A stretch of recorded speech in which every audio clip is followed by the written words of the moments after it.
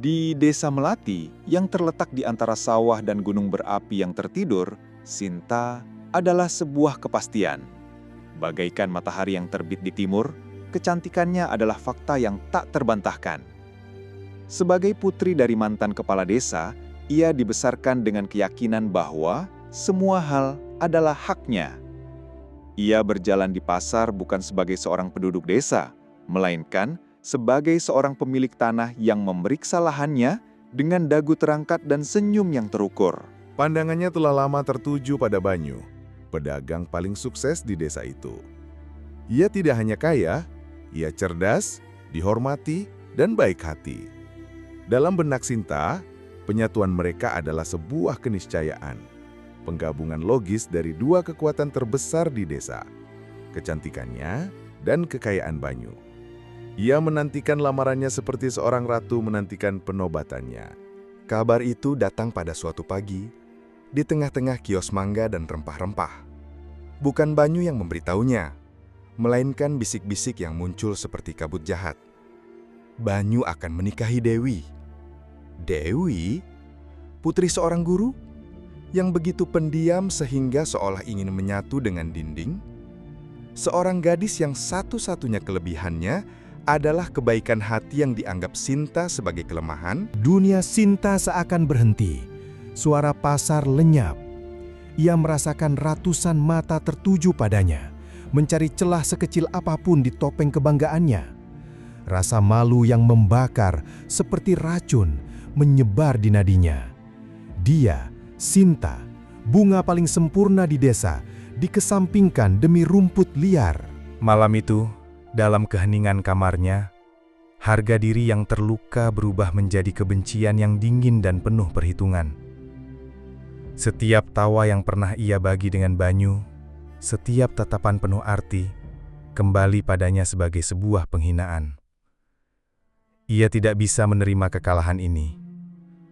Jika ia tidak bisa memiliki Banyu, maka tidak ada yang boleh bahagia bersamanya, terutama bukan Dewi. Sebuah ide gelap yang dipupuk oleh cerita-cerita kuno dan ketakutan desa tumbuh di benaknya. Ia tidak akan hanya meratapi kekalahannya, ia akan membalasnya. Ia akan memanggil kekuatan yang ditakuti desa, kekuatan yang tidak mengenal belas kasihan maupun akal sehat.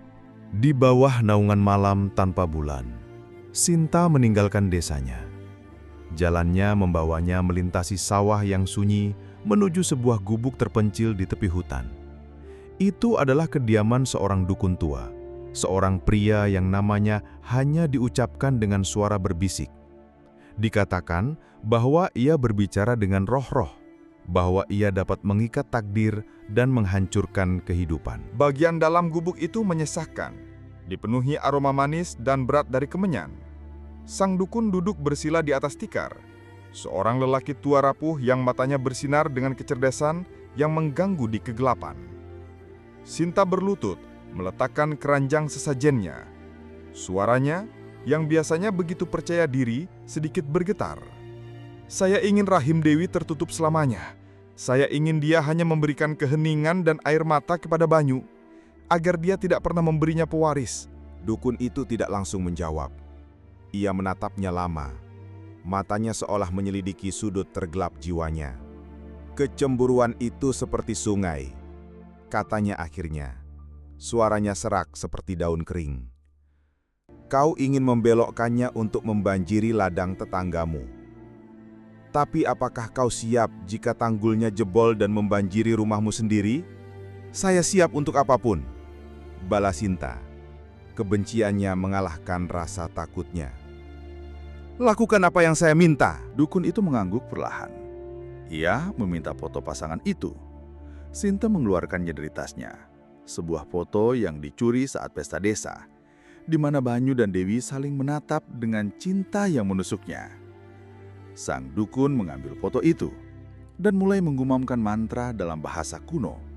Sebuah litani yang seolah membuat udara di gubuk bergetar. Ia memecahkan telur hitam di atas gambar itu. kuning telur kental menutupi wajah-wajah tersenyum itu. Kemudian, ia mengambil sebuah boneka kain kecil dan dengan benang merah cerah, ia mulai mengikat simpul-simpul yang rumit dan ketat di sekitar perutnya.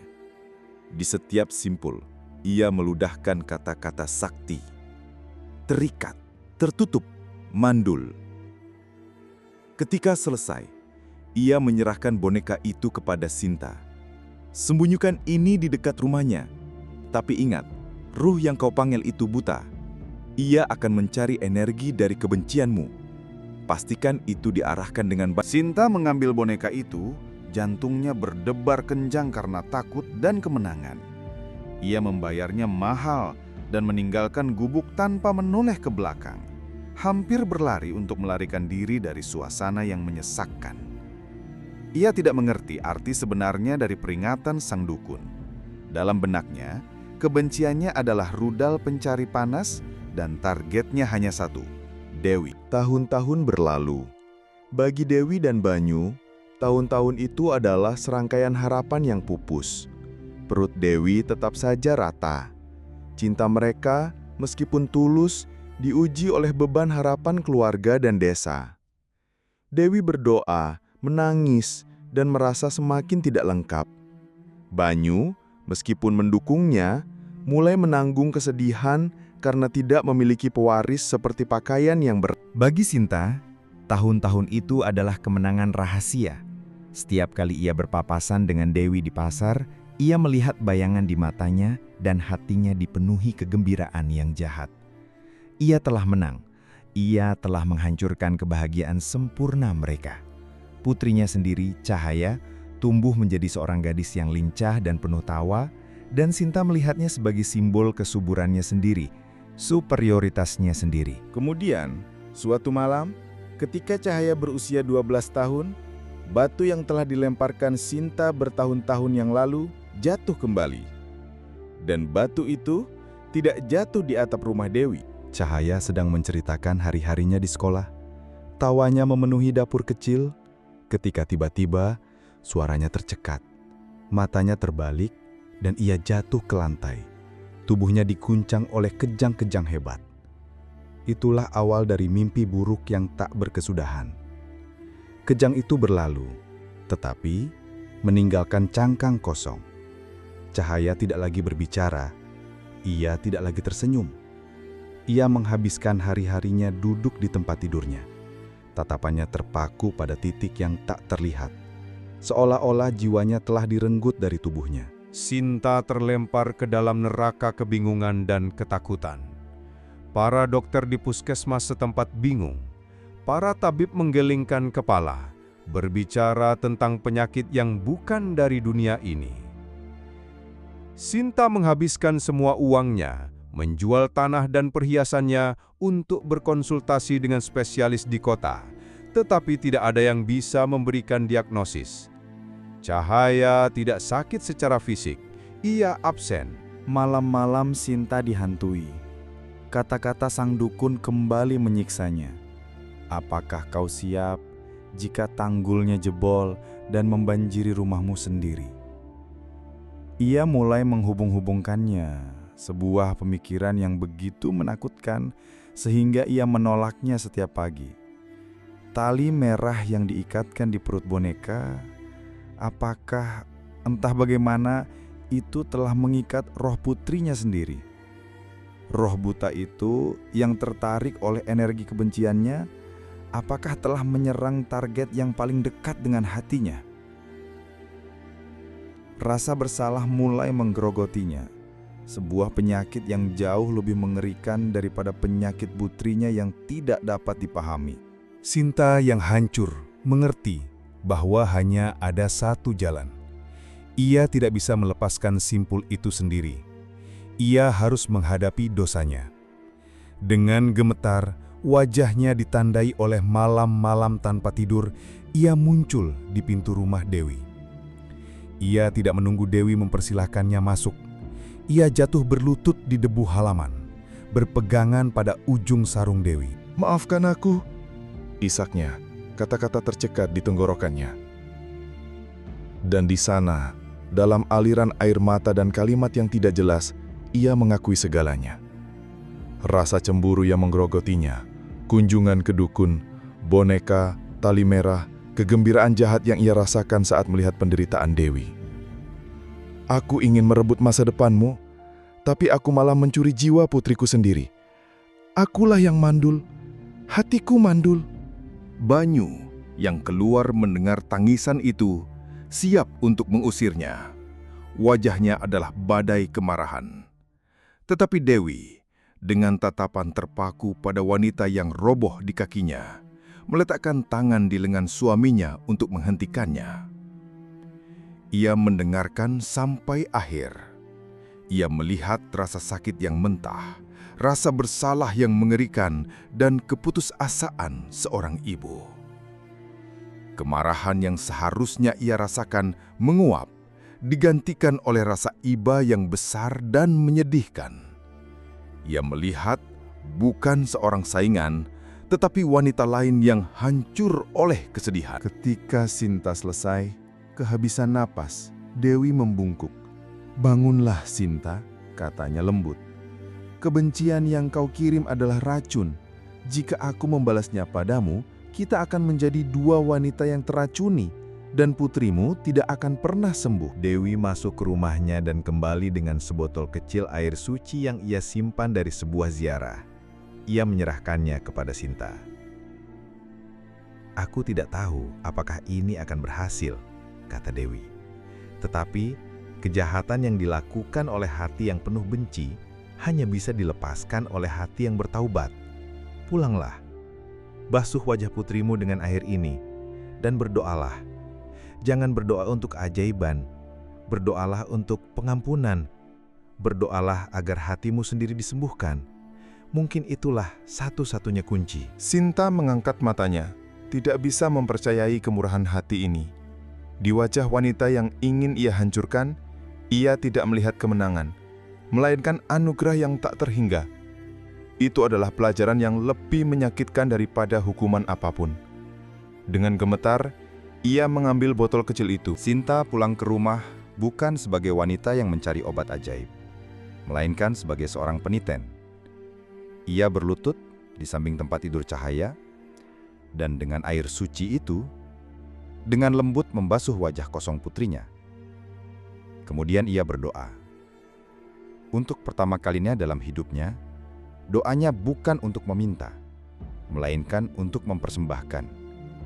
Ia mempersembahkan harga dirinya, kebenciannya, penyesalannya. Ia tidak meminta kesembuhan Cahaya. Ia memohon pengampunan untuk hatinya sendiri yang menghitam. Ia berdoa sepanjang malam. Menjelang pagi, karena kelelahan, ia tertidur dengan kepala bersandar di tempat tidur putrinya. Ia terbangun oleh sebuah sentuhan. Sebuah tangan kecil membelai rambutnya. "Ibu," kata sebuah suara jernih. "Kenapa ibu tidur di lantai?" Sinta membuka matanya. Cahaya sedang duduk, menatapnya dengan kekhawatiran penuh kasih seorang anak kepada ibunya. Kekosongan telah lenyap dari matanya, digantikan oleh cahaya jiwanya yang telah kembali. Ini bukan hanya sebuah kebangkitan. Ini adalah sebuah kebangkitan kembali. Keajaiban Cahaya menjadi legenda di Desa Melati, tetapi transformasi yang sesungguhnya adalah transformasi Sinta. Rasa malu dan syukur mengubahnya selamanya. Ia menjual sisa tanah terakhirnya bukan untuk mendapatkan kembali status lamanya, tetapi untuk mendirikan sebuah panti asuhan kecil di jantung desa yang ia beri nama Senyum Cahaya. Hidupnya menjadi tindakan pelayanan yang konstan. Wanita yang ingin membuat rahim mandul itu kini menghabiskan hari-harinya memberi makan, merawat, dan mendidik anak-anak yang tidak punya siapa-siapa.